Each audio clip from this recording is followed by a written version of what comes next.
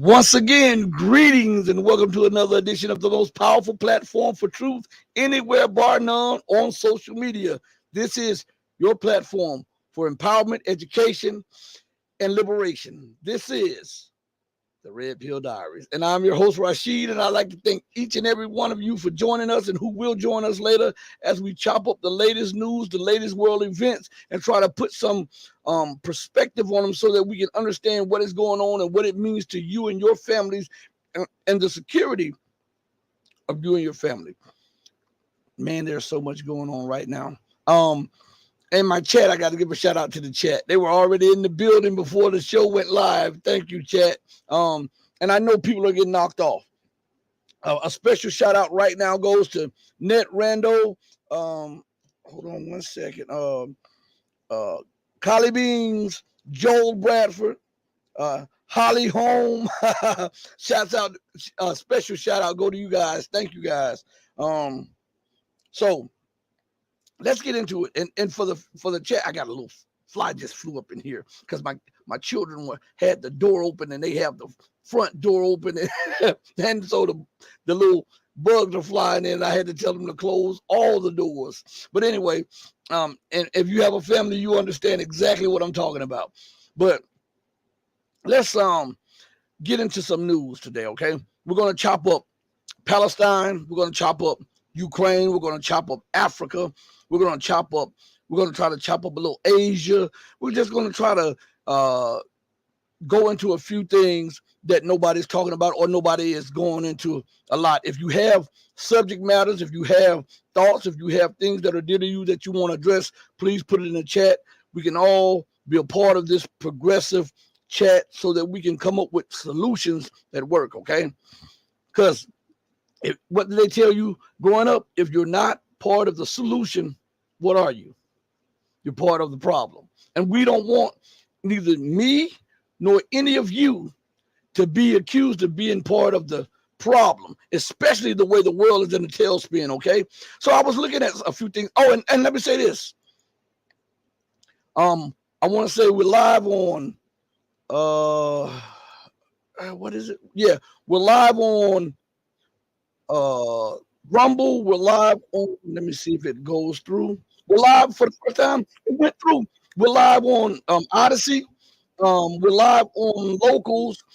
We're live on the Red Pill Diaries. We're live on the Red Pill Journals. Both platforms on YouTube. One is the backup platform. The Red Pill Journals is the backup platform. So if you haven't subscribed to the Red Pill Journals, please subscribe to the Red Pill Journals also. That is our backup platform just in case something happens over here, okay?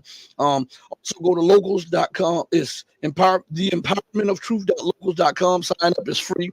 We're gonna since this worked today for a change, we're gonna do an exclusive over there next week. We're gonna do an exclusive on Rumble next week. So be prepared for that, and I'll let you know a day ahead of when we're gonna do it. I'll let you know on this platform if we're not suspended at the time. All right. So let's go into the news. I was watching something and I was reading a few things. Where is it? And I was looking at Alistair Crook, and he was talking about Israel is not prepared for Hezbollah's second front. And this article is on Sputnik or Sputnik, whichever way you want to choose to say it. This it is on Sputnik or Sputnik International. And the first part of it is like this. I was actually looking at a video because it has the video embedded, but I read some of the article and it says Hezbollah may open a second front against Israel amid Tel Aviv's war with Hamas. Former British diplomat and MI6 agent Alistair Crook told Sputnik's New Rules podcast. The Lebanese Shiite, when they're dealing with Muslims or non-Western people, they always compartmentalize them. They don't just say the Lebanese resistance group. They don't just say the Lebanese Muslim group. They have to lump them into sections or factions. And I wonder if you guys are hearing me because I'm getting a little feedback in my microphone. Before I go a little further, hold on one second. Let me see something. Okay. Give me one. Let's see. because maybe it's because of all of the. Can anybody hear me? Put your thumbs up.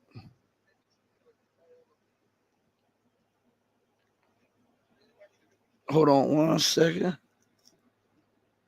Okay, let me look in the chat.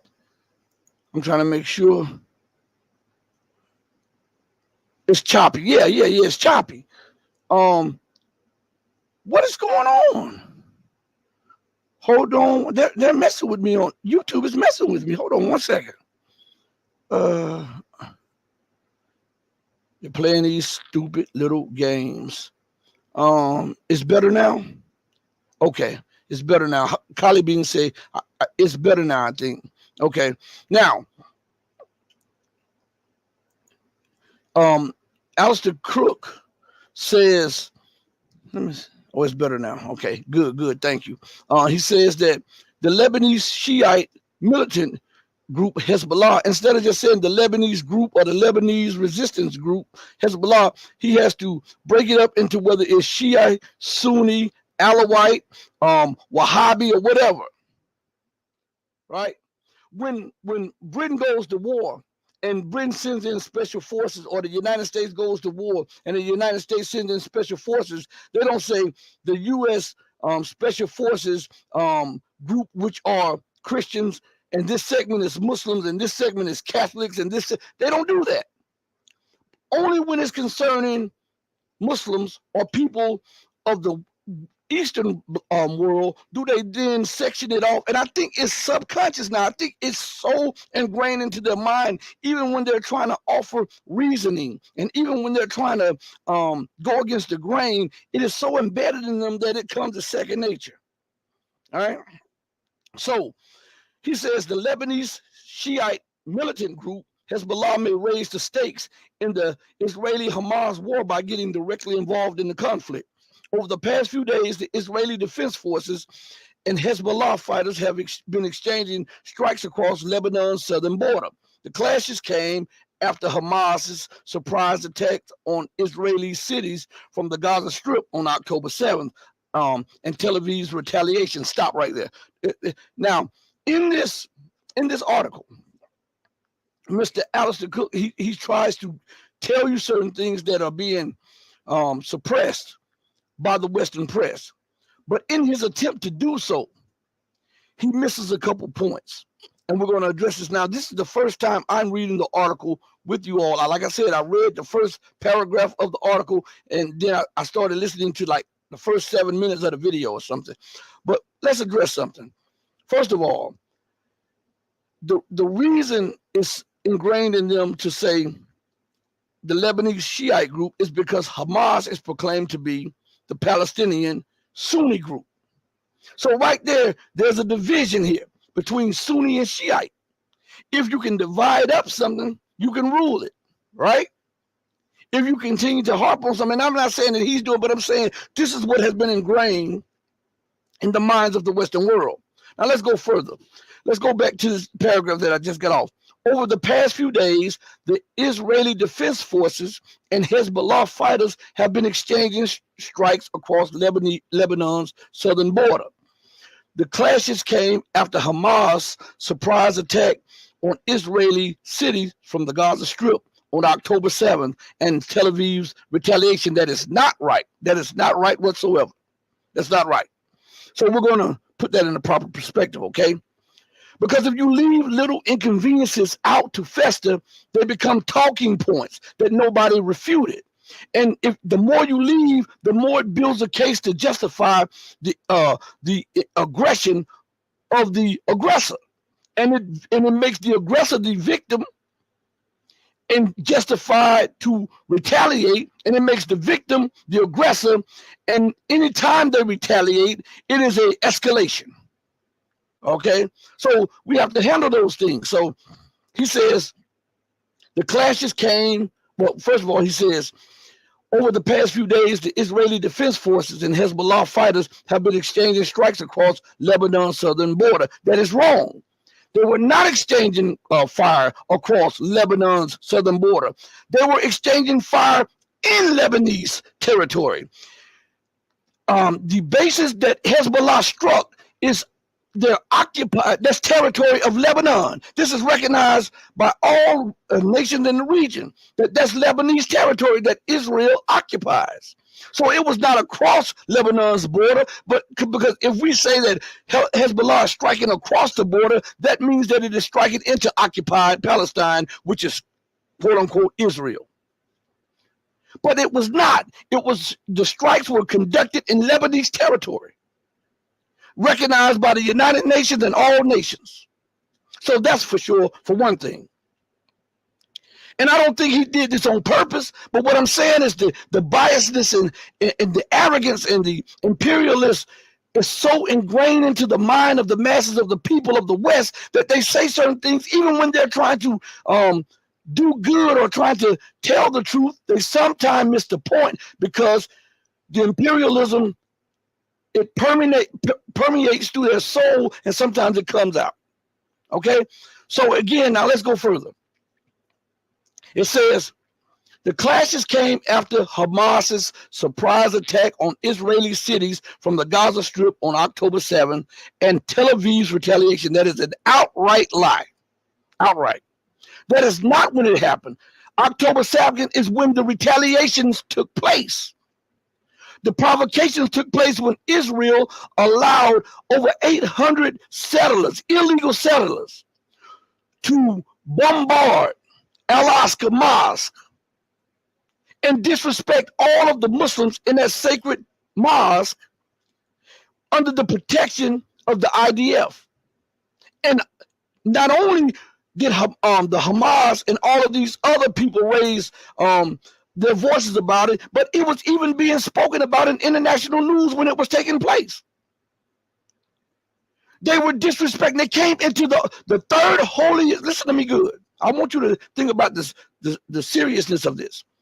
Over 800 Khazari settlers, backed by the armed forces of the IDF and the police forces, bomb rushed the third holiest shrine in Islam, disrespected the imam, disrespected the people who were there worshiping,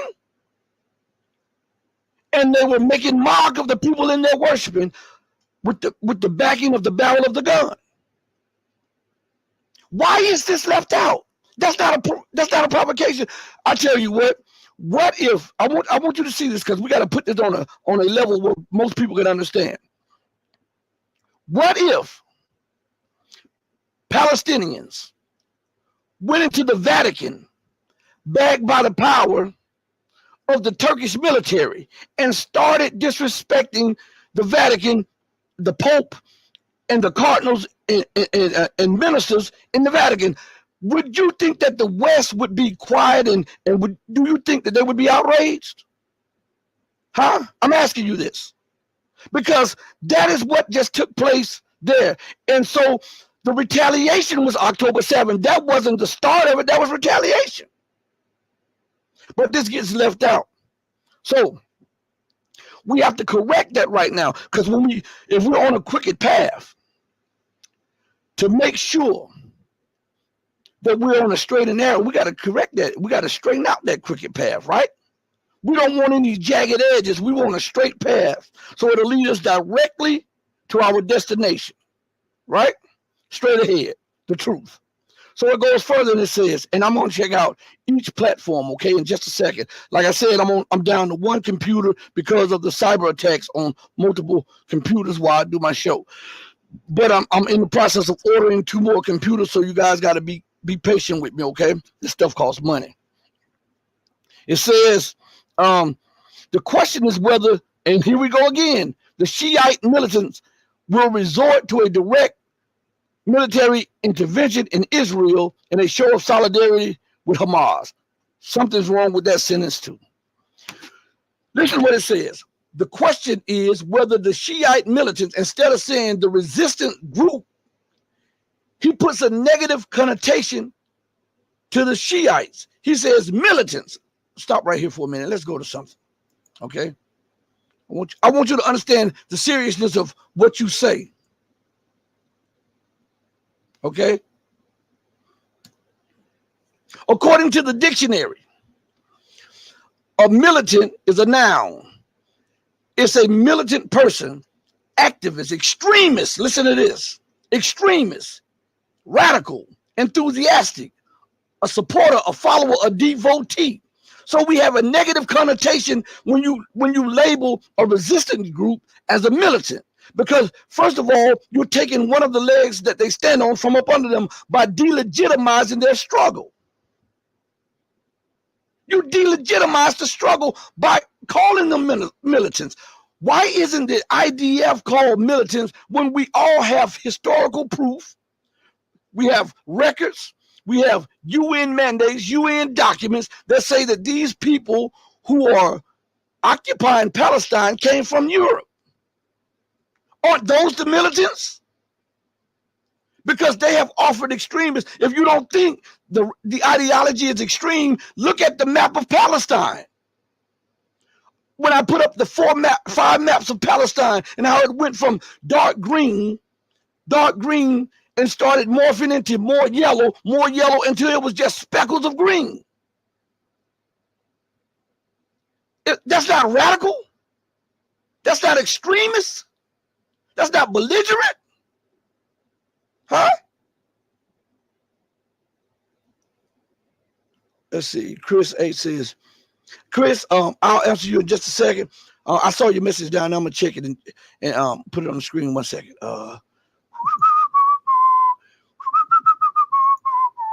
All right, Chris, and I'm gonna go back up and I'm gonna read some of the stuff you said, and we're gonna continue on. Give me 1 second, Chris. All right, I'm going back. I told you I'm slow on this right here, so give me a second. All right. Chris says, at the Red Pill Diaries, might it not be easier for you to have one high-powered gaming computer with multiple monitors?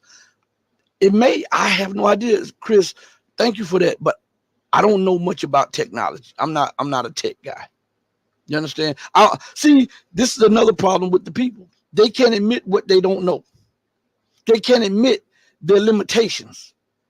You understand? I think it shows strength when you can admit, hey, this is not my forte. This is not my cup of tea. Now, if you want to talk geopolitics, you want to talk history, you want to talk economics and stuff, I'm your guy. But if you start talking about RAMs and gigabytes, man, I'm in romper room. So, Chris, that's above my pay grade. I have no idea, man. I have no idea. Okay, thank you though.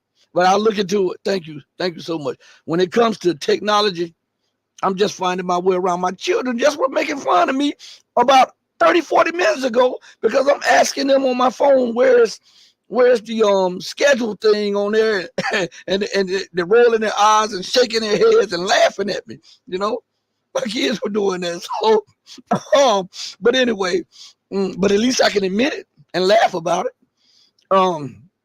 But let's go back to this article for a minute. Where is it at? So and then in this, it says the question is whether the Shiite militants will resort to a direct military intervention in Israel, and they show a solidarity with Hamas. Let's unpack that. Remember, I just showed you what that militant word means and how it's a negative connotation to the resistance. And why is Mr. Alistair Crook constantly putting Shiite out there? Why can't they just say the resistance group? Why must the religion be on the sleeve? You don't hear Hezbollah constantly saying that we are a Shiite militia. We are a Shiite resistant group. They say that we are resistance. So why is it so important for the West to emphasize Shiite or Sunni or militants or insurgents? Remember, see these names, militants and insurgents, come with negative connotations in the minds of the West. And subliminally, it justifies the harshness and the brutality and the irrational policies of the West against those whom they deem as militants and insurgents. You understand? All right? Chris says, no pressure. It just sounds like having multiple computers There's a lot to deal with. Actually, to me, it's better than the one computer right here, to be honest with you. But let's go further. I can multitask. Let's see. It says, what did I? Okay, it went back up. Let's see. There have been some direct military intervention. Former British diplomat and MI6 agent Alistair Crook told Sputnik. Hezbollah a few days ago, 2 or 3 days ago, destroyed 3 Israeli radar-based posts. These were in the Sheba Farms area, which is recognized as Lebanese territory, but is occupied by Israel. Now, he recognizes that where Hezbollah struck was Lebanese territory. So how can that be an act of aggression against Israel? Huh? I'm asking you this. Alistair Crook, the former British diplomat and former MI6 agent, just openly recognized that the area where Hezbollah struck was territory belonging to Lebanon, and we know that Hezbollah is the defender of Lebanese territory. So how could that be an aggressive act against an occupier? If somebody goes into your home and occupies your room and you pull your strap out, your gun out, and you go in there and fire some rounds at them, that is not you being aggressive. That's you being a protector. That's you trying to secure your house, right? That's not you being aggressive, trying to hurt the invader. That's you trying to secure the livelihood of your family and all of your property. Why do we forget this? So, when Mr. Alistair Crook says Hezbollah a few days ago, 2 or 3 days ago, destroyed 3 Israeli radar-based posts. These were in the Sheba Farms area. Now, a point I need to go back to. Do you all remember on not yesterday's show, but the show before yesterday, I brought up the UN resolution for peace, where they talked about how Israel must remove all IDF forces from occupied territories in order for there to be peace and a rightful settlement of this issue. Remember, that's in the UN resolution that, listen, that was co-authored by the so-called Security Council. And it was passed by the UN Security Council, which means that Britain, France, and the United States voted yay for, and it was passed by the General Assembly, which are the majority, the nations of the world. So in that resolution, we find that they realize for there to be peace, Israel must deoccupy. Israel must remove their troops, their IDF forces from occupied lands. We can't go to Section 2 if Section 1 hasn't been fulfilled. So if for 60 years or 56 years or 60 or 70 years, Section 1 has not been fulfilled, then the one who has not fulfilled Section 1 is the aggressor. And the ones who are lashing out are the victims. Is that not come on now, everybody? Is that not common sense? Is that not common sense? So, this is crazy here. I tell you, common sense is not so common anymore, right? But what it says, listen to this. Now, Mr. Crook acknowledged that Hezbollah destroyed 3 illegal Israeli radar-based posts that were in recognized Lebanese territory, right? He just admitted that. Let's go down a little bit. Then he was quoted as saying, there was an Israeli response. Okay, if you first recognize that Sheba Farms belong to Lebanese, the nation of Lebanon, which was actually a part of Syria, and to the French cut it up. All of that area was Syria. I know people are going to get mad, but all of that area was Syria. And the French, who were the colonial masters of Syria, cut that stuff up to try to weaken the unity of that area for the benefit of Israel. Okay, so let's get that. If you think I'm lying, look it up. Look it up. So we have Mr. Crook admitting that what Hezbollah did was not strike occupied Palestine, or what is known as Israel. What Lebanon did was strike Lebanese territory. And then he said there was an Israeli response. Now, let's look at this like this in a way that you can understand it.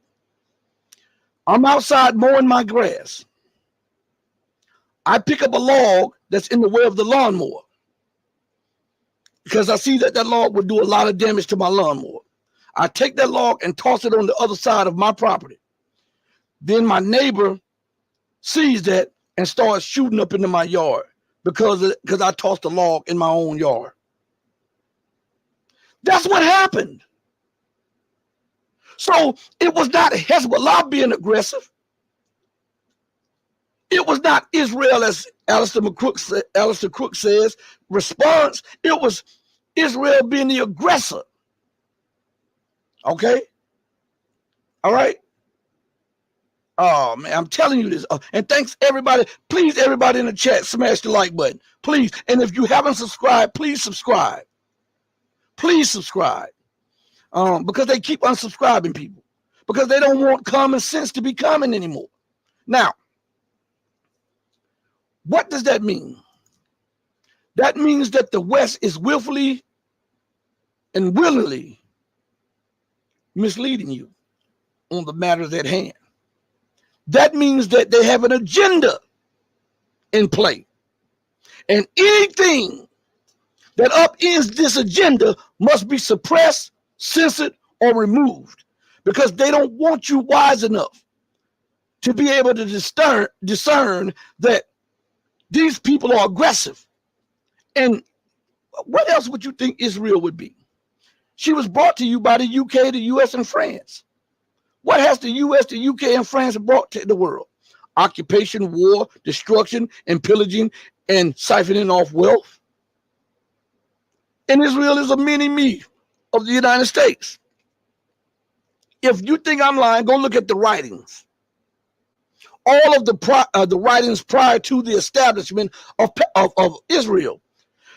And for you Bible thumpers, this should be something for you. Let me give you a common question. For those of you who are adamant about unrelenting support for Israel.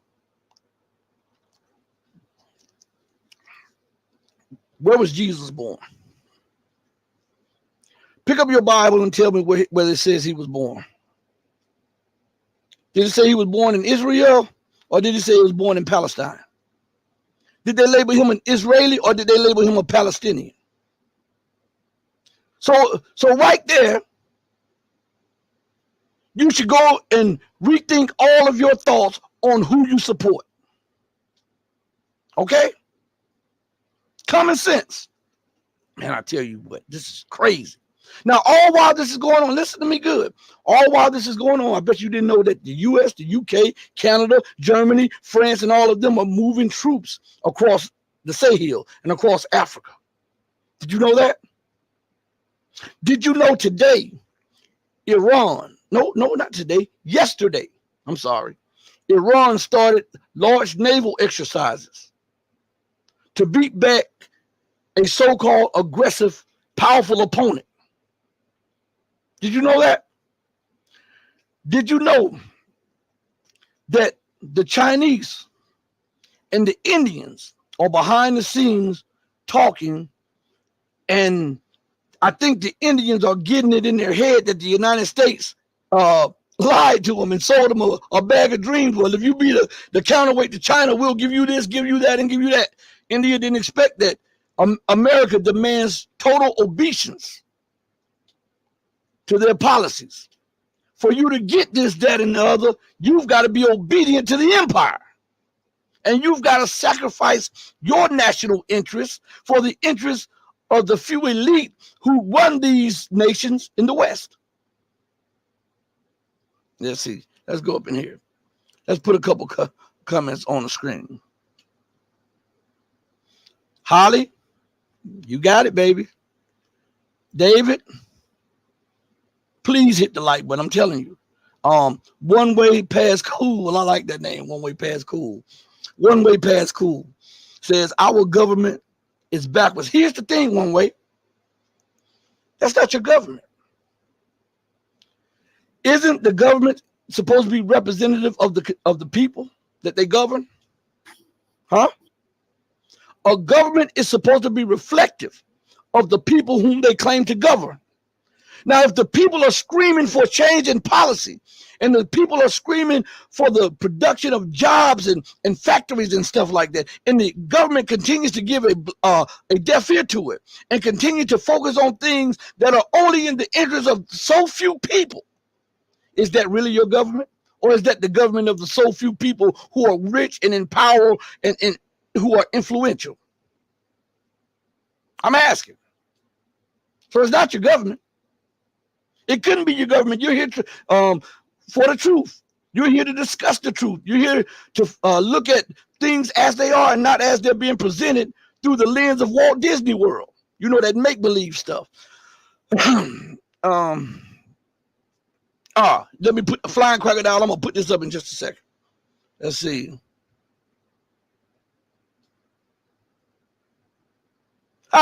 Chris says this. At the Red Pill Diaries, for sure, Sykes-Picot agreement and the British mandate and French protectorates. It's good to see you touch on the historical roots. It would make other good reporting even stronger. Listen, this is what I'm telling you. These people, these other platforms, they gloss over this stuff, and then you have to ask why. You have to ask why. You have to ask why. Because listen, some people, they get money. They get a lot of money. And to address these things would jeopardize their money or jeopardize their standing or jeopardize their subscription or subscriber base or jeopardize their connections. Man, I give two flips about that. Okay? That is real. I have the basic necessities of life. I own my house outright by the grace of God. It ain't the best house. It's not the biggest house, but it's mine. All right? Own my land outright. All right? I got a beautiful, loving family. I could give two flips about sponsors and all of this other stuff. You understand?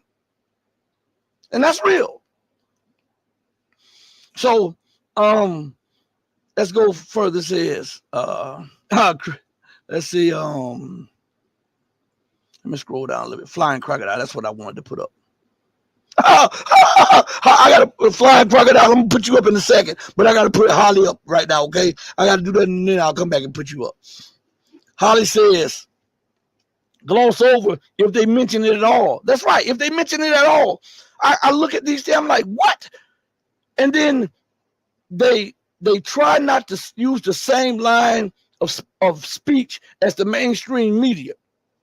But yet they take the same lines when it comes to Israel or when it comes to certain events. Like I was looking at one, well, a few very respected, and I look at a couple of them, very respected platforms that have hundreds of thousands, and 70% of the stuff that they talk about, I agree with. 80% sometimes I agree with. But then they dance around certain things. And I was listening to a couple of them a while ago. And they went, and I knew it. I had already told my wife, I said, when the usefulness of Zelensky has come to its end, watch how not only the mainstream media starts to destroy him, but then these alternative media sites will do it also and label him as crazy or irrational. Hell, you knew he was crazy and irrational when he came in office. But listen, this is what they do. Zelensky won't listen to his generals. Zelensky is so preoccupied with Bakhmut. Zelensky is this. let's examine this, okay? And let's use common sense. Remember, we have to use common sense. This is the best way forward, to use common sense. Now, let us look at the history of the empire, which ties right into the comment of flying crocodile, which I'm going to put on the screen. All right? As a matter of fact, let me put it there. So, when has America ever invaded a nation and allowed for the nation to go against the grain of what it is talking about? I want you to understand something. Germany is a European nation, the second most powerful economic engine in the Western world. Has Germany been able to get outside the grasp of U.S. control? I'm asking you this. Being a second economic tier power, the second most powerful economy in the Western world, have they been able to exercise complete and full independence from the United States? They are so under the thumb of the United States that they are deindustrializing their own economies at the detriment of their own independence and the livelihood of their own people, because America demanded that they go along with these lies and these sanctions that are destroying German industry. And that was an economic powerhouse. Now, let us go to Zelensky in Ukraine, which is a breadbasket, which is a head case when it comes to economic independence. 70 or 80% of his entire budget is relying on the United States printing up money, giving it to him. Most of his weapons are dependent upon the United States and all of NATO. Now, you're trying to rationalize and tell me that Zelensky is, now mind you, I want you to understand the seriousness of the SBU, which is the intelligence service of the Ukrainian nation, which has U.S. and NATO officials embedded everywhere. The Ukrainian army has U.S. and NATO officials embedded. Hell, the spokesperson for the Ukrainian military is a he/she from the United States.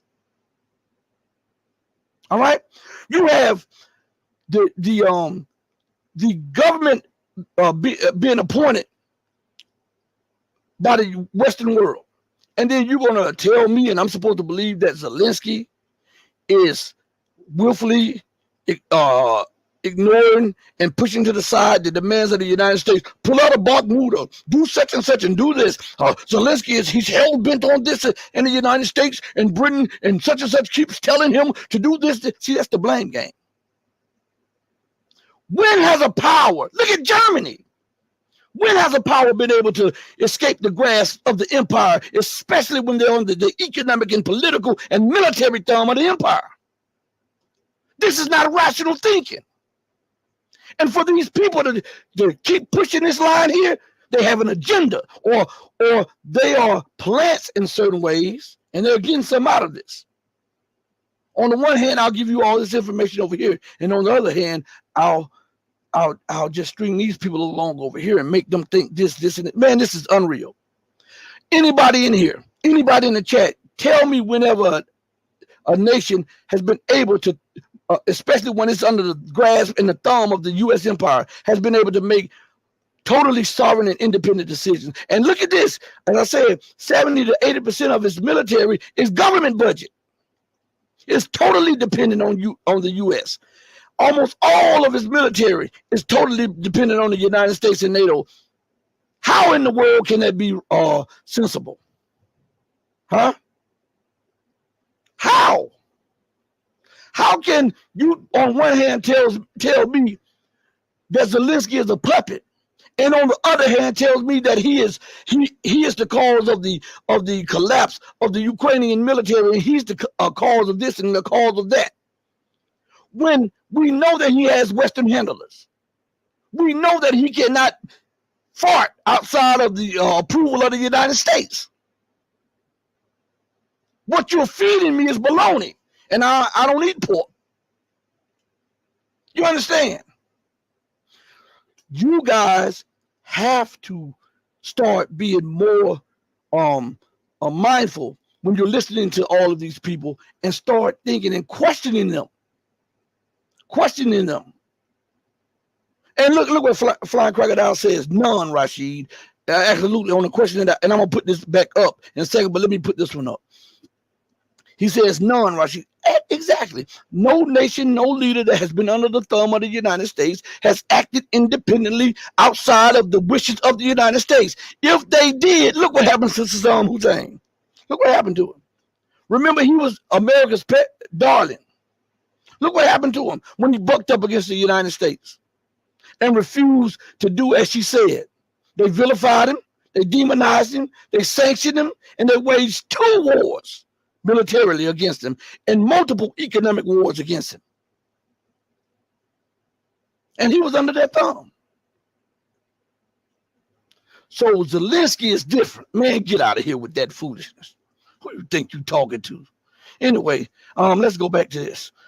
Flying Crocodile says, where's it at? I had it up here a second ago. Let me scroll back up. The chat is moving fast. Hold on. It says, just been reading an article claiming that in all its history, 250 years, there have been only 15 years when America has not been involved in a war somehow. Now, what you read, I believe, or what you saw, does not include from 20, I think it stopped at 2015 or 2018, something like that. Then you got to add those extra years up to 2023. And it shows you just how much of a warmonger the United States is, while telling the whole world that she's for peace and stability and turning the world upside down.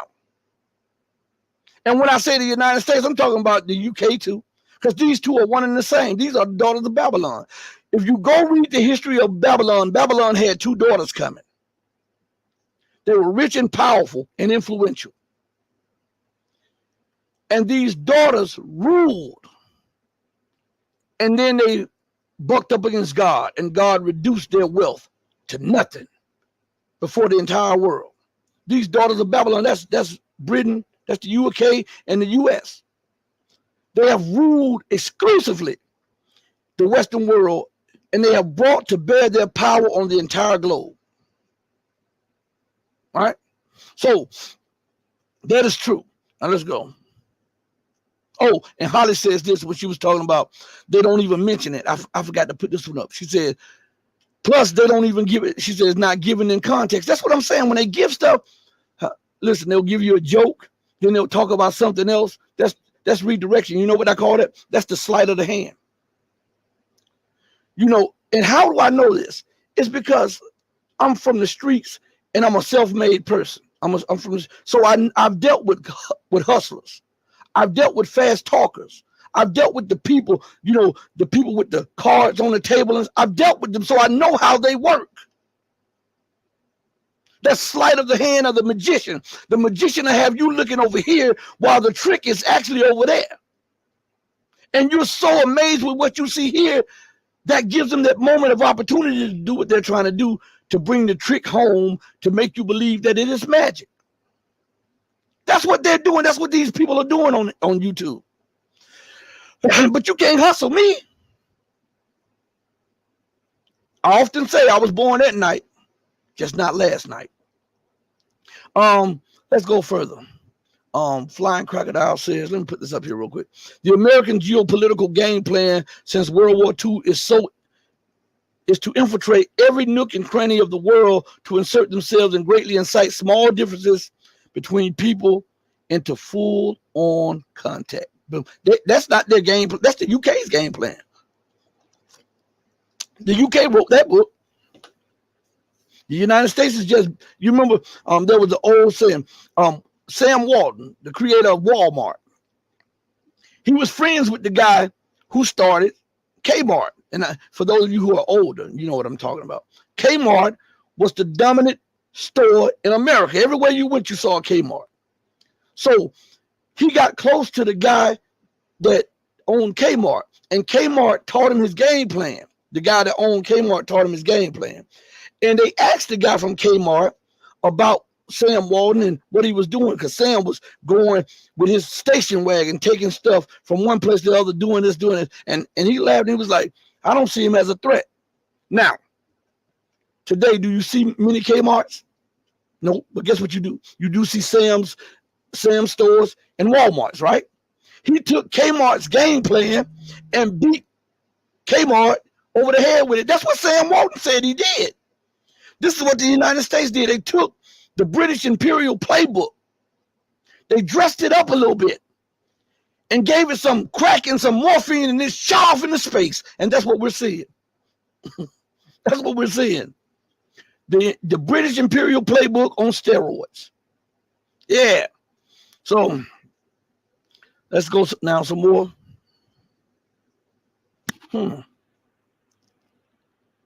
Sunscreen. Oh, okay. Let me put this up here.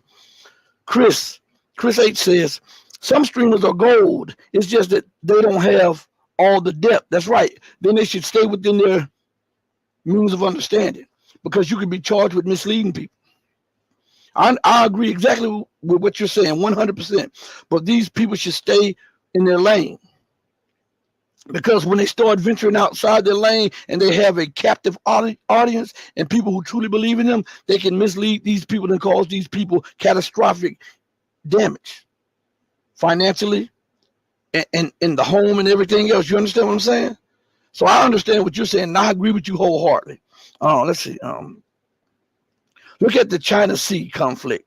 This is flying crocodile. And there's something else I want to bring up in a few minutes, but I'm going to read a few more comments, and then we're going to go back to the news. Look at the China Sea conflict and how it has been magnified between countries who have a well-established history settling disputes peacefully. Well, listen, this is the age-old trick. If I can start and magnify grievances and differences, and I stand back, not saying much, as I am the one who will magnify, it was magnifying them. Once they're magnified, and now there's disdain and disagreement there on a real level, and then I step in and say, hold on, you guys don't need to do this. Listen, I got something that'll settle this or pacify both of you. And I put up an agreement, and which is acceptable to one, which is acceptable to the other for a certain period of time. And both of you agree and both of you sign it. Guess what? I rule you both. I rule you both. I divided you, and now I have conquered you. And so if either one of you step outside of the signed agreement, I can vilify you and beat you down with all of the instruments and levels of power that are globally. That's what they do. Let's see. Let me scroll down. Cuba, MZ says Cuba. I understand what you're saying. Let's go down. Cuba mostly charted its own path under the thumb of the U.S. the whole time. Yeah. And Cuba produces the best doctors in the world. Most people don't know that. Cuba has the best medical establishment in the whole world. And they export doctors around the world, doctors and nurses around the world, to help with their expertise. You didn't hear about massive deaths when that thing was released. You know what I'm talking about. In 2019, 2020, you didn't hear about massive deaths in Cuba. Even under the stress and strain of U.S. and Western sanctions, you didn't hear about that. Right? Let's go further. Joel Bradford, I got to put this up here on the screen. I can't believe Zelensky thought his country could defeat a superpower like Russia. He didn't believe that. He didn't believe that. Money greased his palms, and he was willing to sacrifice the livelihood and the national security of his entire nation for more money. That's what you can't say that it's not possible. Look at Karzai and the rest of them that were living in America, in the Western world. And when America took over Afghanistan, these same so-called Afghans of origin were then installed as the leaders of Afghanistan. Look in Iraq and what happened after they removed Saddam, and how some of those leaders came from the West and then started taking up positions in government. Look at what happened and what the United States is trying to impose in North Africa and in Yemen and all of that stuff. Look at how She works. If you are willing to sell your people out for Western interests, they'll help you get in power. There was some reports saying that this man has cottages and villas all around the Western world. His leadership has cottages and villages and have banked millions and even billions of dollars from this war. And then you have hundreds of thousands of Ukrainians slaughtered on the battlefield. You have the territory of Ukraine constantly getting smaller and smaller. Huh? This man knew they couldn't beat Russia. Hell, America is skeptical she can beat Russia. I want you to understand something. There was let me see if I can pull this. Hold on one second. Let me see if I can pull this up. If they still have it up there. Hold on one second.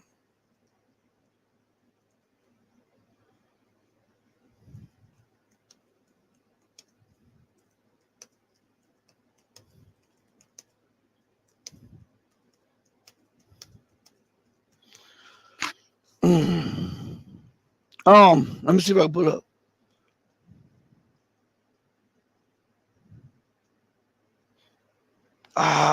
Please let this be one. Let's see. Foreign Policy Magazine in 2019 had an article titled "How the United States Could Lose the Great Power War," and then they tell you who the great power wars they would have against Russia and China, and how the United States no longer controls the air, sea, space domains, and how no longer is Russia and China near peer powers, but they are peer powers, and in some areas they dominate. I'm telling you this now. You can Google this. See how quick I Google this stuff? I just put in a few words. I'll tell you the words. U.S. skeptical that they could beat Russia or China in a war, and it comes up. But they took down some more relevant stuff. I'm trying to find the main article that I want to bring to you all. There was an article that was up here before. You know, they're scrubbing the internet to get these articles down. But there was an article up on the internet a while ago where the United States all but admitted that they would have a very hard time beating Russia. And they said that the best that they could hope to do was fight China to a standstill. And I was like, whoa, I got it in my email somewhere. I save it. I save all these tidbits of notes just in case they take them off, but I don't feel like going through all that right now. But yeah. So when we look at this, let's look at it as it is. What it says, Zelensky, if America is skeptical that she could actually win a military confrontation with Russia, how does Zelensky believe that he could win one? I mean, common sense, how did he believe it? Huh? So in reality, we know that this was just propaganda conditioning the West because they wanted to try to inflict irreparable damage on Russia so that they can leave Russia weakened and then go and position themselves to try to beat back China and then come back and finish off Russia. That was their plan. Go Google this stuff. They thought that they could inflict irreparable damage on the Russian Federation, leave Russia hobbling and reeling from a disaster in Ukraine, and then refocus and reposition to finally take on China because they said that they only had, and this was a year or so ago, that they only had 12 to 18 months to try to stop China, because after that, the U.S. had little to no hope in beating the Chinese in the war. These are from U.S. writings, not from me. So if that's the case, how in the hell did Zelensky ever think that he could really beat Russia? This was a U.S., UK, and Western contraption. And look, okay, Evola sunglasses. Hey, Evola, since you're here for the first time or the first time I've seen you, please feel free to subscribe, like, comment, and all that stuff like that. She says, the neocons are destroying the West. Yes, they are. But it's not just neocons, it's neoliberals. And on top of that, it's the masses from which they come from. Because if in this day and time, if you want to be a basketball player, what do? You practice, right? If you want to be a football player, what do? You practice. A pianist, what do? You practice your craft. If you want to learn something, you get on the internet or your phone. This stuff is right at the tip of your fingertips, right? So you can pick this stuff up. So after a while of them dumbing you down, it no longer becomes their problem solely. It's your problem too, because you were equipped with common sense when you came in the world. So if they're fleecing you and you are saying nothing and doing nothing about it, you become a part of the problem. Let's go a little bit further. Oh man, the time is at hand. The time is at hand. Let's try to get a few more things in. The time is at hand. Let's see. Joe Zelensky. All right, let's see. Let's go down here.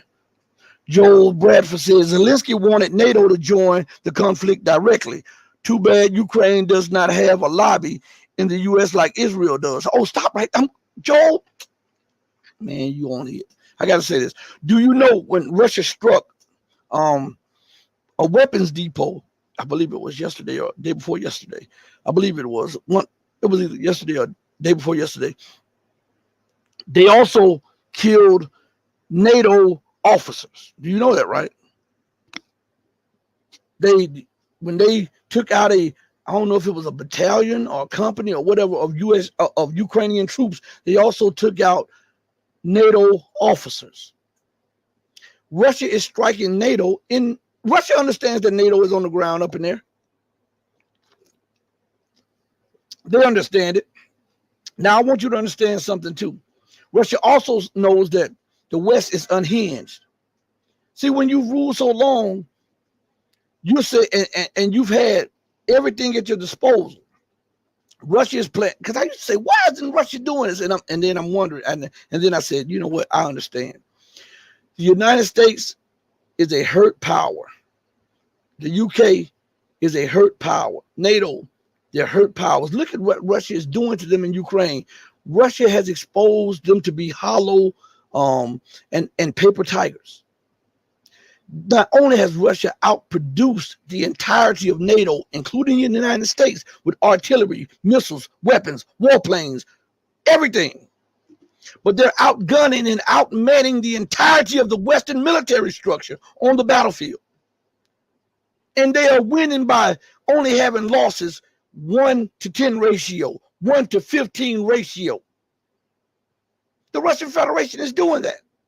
And the United States understand that now they understand. They didn't do it before, but now they understand that in a direct conflict on the battlefield with Russia, they would lose. And let me pull up something for you all, okay? Pull up something for you all real quick. Give me a second. All right. And I'm going to put it up. I'm going to see if they still have it up here.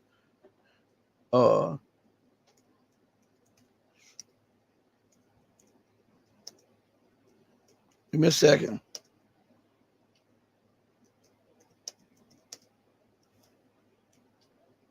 Let's see if they still have it up there. All right. All right. Now, let me see which one I'm going to put up, because all of them came. Whoa, man. That's a lot of them. Woo. Huh. Everything from the Rand Corporation to Forbes to National Interest to the Army War College. I'm giving you names of these now. The Daily Mail, War on the Rocks, Foreign Policy, and the Independent, the British news organization. It says Russia could overrun the Baltics in 36 hours if it wanted to. Now, here's the kicker. These articles were written October 28th, 2016, February 3rd, 2016, April 21, 2016, February the 3rd, 2016. Where's the other? One was written 2018. Let's see if it has some more stuff up in there. Forbes got it. Russia needs 60 hours to beat them. And it's June 7th, 2020. And you can put these words in to see if I'm telling you the truth. The search words that I used, just like this, was Russia would overrun NATO in 72 hours. I put that in there.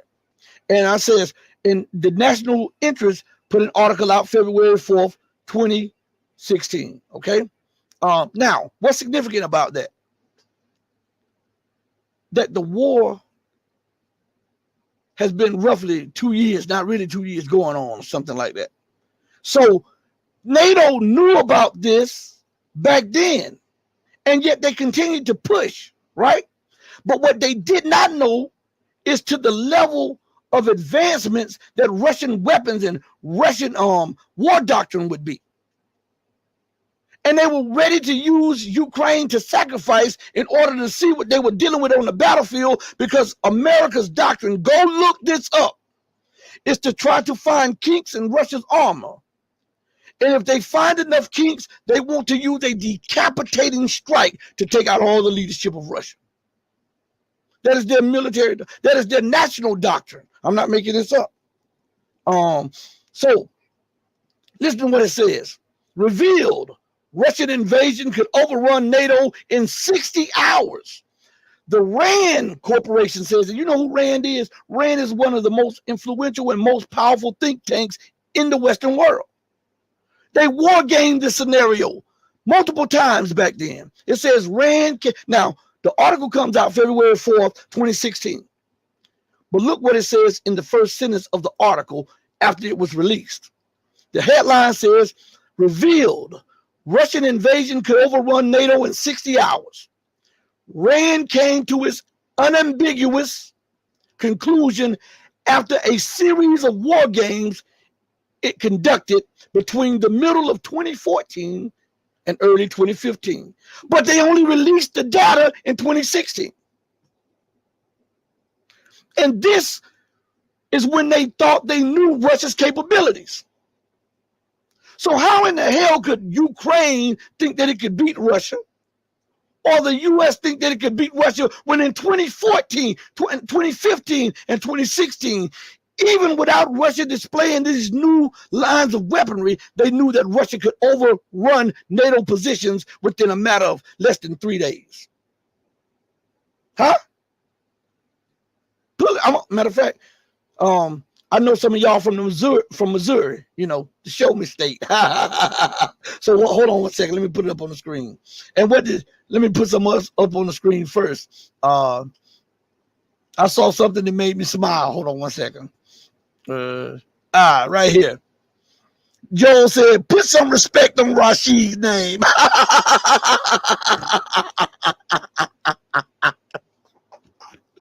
So look right here. Let me add this. Let's see if we can get it right here. Share this with you. Boom. It should be on your screen right now. You see that? From the National Review, the National Interest. Revealed Russian invasion could overrun NATO in 60 hours. Right? Now, I'm going to go back to something real quick. Okay. All right. So, in this article, let's read it. It says, RAND came to its unambiguous conclusion after a series of war games it conducted between the middle of 2014 and 2015. Now, according to the dictionary, right, the word unambiguous is an adjective. And it means not open to more than one interpretation, meaning there is no disagreement. There is no misrepresentation. This is the only outcome we could have come to with all of the data at our disposal. This is what this means. And all of the data shows us that NATO combined could not stop Russia if it so chose to overrun NATO positions in a matter of 60 hours or less. That's what it says. And so again, with this being known in 2014, 2015, and 2016, how in the hell did Zelensky, a stripper, actor, think that Ukraine had the possibility of beating the Russian Federation in an armed conflict? Man, come on. Stop this. Stop it. Stop it. You know? So, it is. let's see. I'm trying to read some. I'm sorry, everybody. I'm trying to read all the comments also. Let's see. Flying Crocodile says, Rashid telling the truth. Okay, I'm putting it up on the screen. And it's a host of other articles by other magazines and stuff that talked about the same thing. They said at most it would take 72 hours. Some of the other ones, at most, that Russia could overrun all NATO positions in the Baltics at most in 72 hours. Even if the United States were to deploy multiple troops and tanks there. And this was the conclusion the West came to in 2014, 2015, and 2016. So none of this stuff should be a surprise. The surprise is that Russia now let the cat out the bag and show that your expectations of what we could do back then are nothing to the reality of the situation. We are far more deadlier, we're far more advanced, and we're far more powerful than even your war gaming took into account. That's what that is. I'm telling you this. Let's see what MZ says. Russia initially trotted out its most outdated, least trained divisions, and the West assumed that was all they had, just like Napoleon. But listen, Russia did that because they didn't want a war. They looked at Ukraine as their brothers, and what they were trying to do is force the West's hand to negotiate. They didn't want this fully. They wanted to negotiate. See. Again, there's a big divide. There are some who wanted war in the Russian Gulf. They wanted to just nip this in the bud because they knew that it was going to be a cancer. Back in 2014, there was the yelling of Putin not to stop those rebels in the Donbass because they were on their way to Kyiv. Do you know that? Go back and look at this. The reason you have those agreements signed by Merkel, Hollande, and Putin is because the U.S. and the West thought that the Ukrainian armed forces were going to beat those rebels, and the rebels went on the offensive, and they started taking territory and taking it so fast that the people in Kiev got so scared that they went to their puppet masters, and then the United States put France and Germany up to try to negotiate with Russia to try to, hey, hold on, let's just cease fire, and we'll guarantee the Donbass autonomy. But this was for America to arm and train them to the standard that they wanted them to so that they can relaunch the attack. But as the old saying goes, and as some of the U.S. Former politicians say, that had Vladimir Putin not stopped the Donbass rebels, Kiev would have been taken. And then Russia wouldn't be dealing with this problem right here. But at the time, I think they were still testing their economic system that they were putting in place to insulate them from Western sanctions. I believe that was the holdup. Because at first I put it on Putin, and then I thought about it. Maybe they were still testing their economic, like the Mir system and all of that stuff, to make sure that it was insulated from being cut off from SWIFT and the Western sanctions. And now that I look at the situation, I do believe that that was the reason that Putin put the brakes on it, because they were not 100% sure that they would be fully insulated from the sanctions war and the cutoff from SWIFT. Because think about this. Had Russia not been insulated from the cutoff of the SWIFT system, and the United States and Europe would have cut off Russia from SWIFT, you know that's an act of war, and Russia would have had to retaliate militarily, right? If you Google this, I don't know if it's still up, but Dmitry Medvedev and Vladimir Putin said as much back then, that if they were cut off from the SWIFT system, that they would take this as a declaration of war. So I think they bided their time to insulate themselves and not be forced into a military response with the West. Go Google this stuff. Okay? Let's see. Flying Crocodile says, hate inspired by lies and money is a very powerful and perverting emotion. You better believe it, buddy. You better believe it.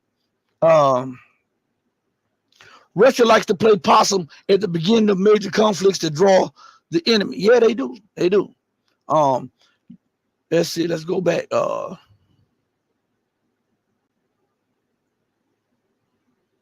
Let's go down. Yeah, Putin went in soft. He did. He did. He went in because his intention was not for military conflict. His intention was to force a negotiated settlement. And he pulled back the troops. They had Kiev surrounded. They had it surrounded. But as a gesture of goodwill, he pulled the troops back. Yeah.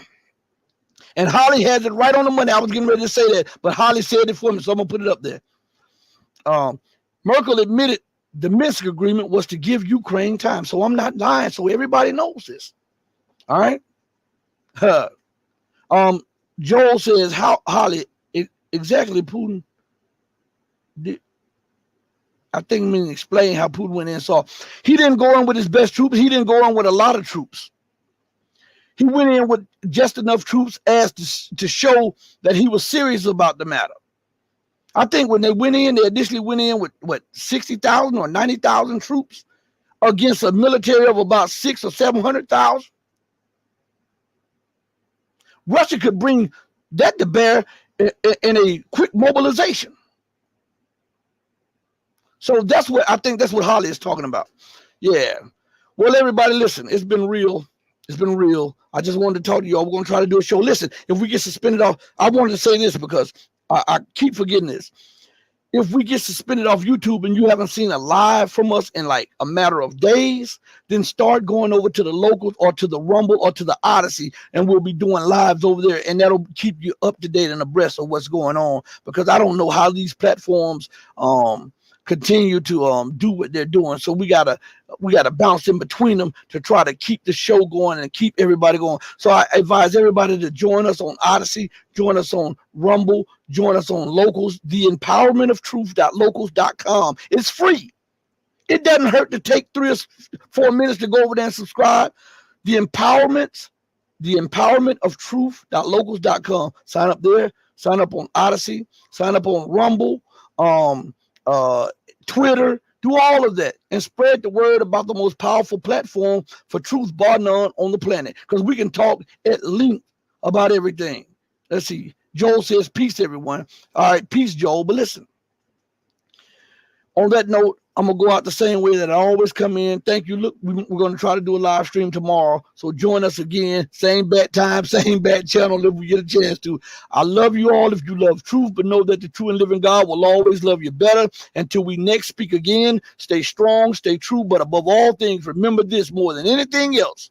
Stay righteous, because righteousness is the only thing that will get us out of this madness. Hey, mama, your baby boy loves you more than life. Deuces, everybody. I'm out of here. Thank you all for joining.